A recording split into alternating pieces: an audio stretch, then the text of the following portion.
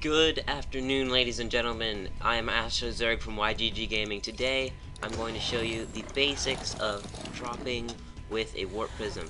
So how it works is, say you have 4 adepts in your Warp Prism.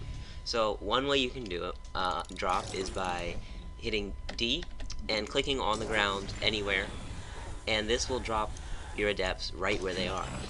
Now, the second way you can do it is by picking all of them up, and if you click on the Warp Prism and you move, this will drop the adepts as the Warp Prism is moving. Now, this is a really easy way if you're going to harass the enemy's base and you're trying to spread out your adepts so that you can get as much damage as you can to the mineral line. And so this is a really effective tool and ability to be able to have in order to get that spread. This is about the width of a mineral line, therefore you're hitting from pretty much everywhere. And with the new Warp Prism reach, you can pretty much pick up the adept from the other side of the mineral line and safely get away. So this is a really good strategy.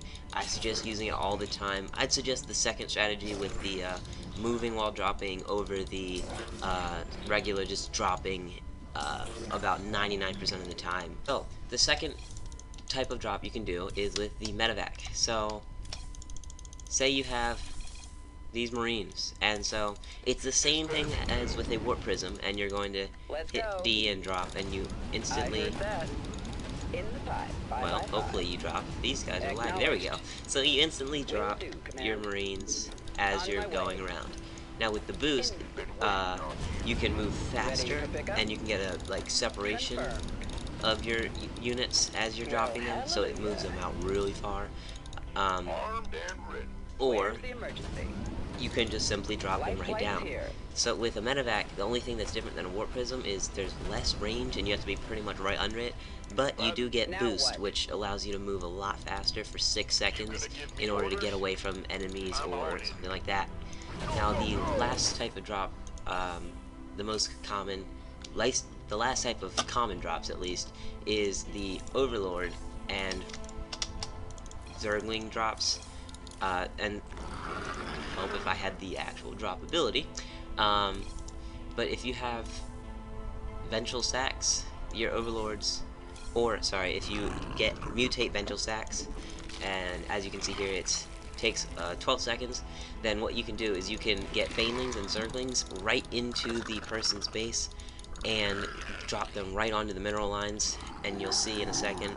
So they're really slow, so it's not the most common thing as Zerg, but you can do the same thing where you drop as you're moving, or just drop as you're standing still. Overlord drops are really uncommon. The only time you would use them is if you're carrying some queens and some roaches or / Zerglings to move around. So this is Astro Zerg from YGG Gaming. Comment if you want to see a certain ability and I can show it to you. Thank you for watching. See you next time.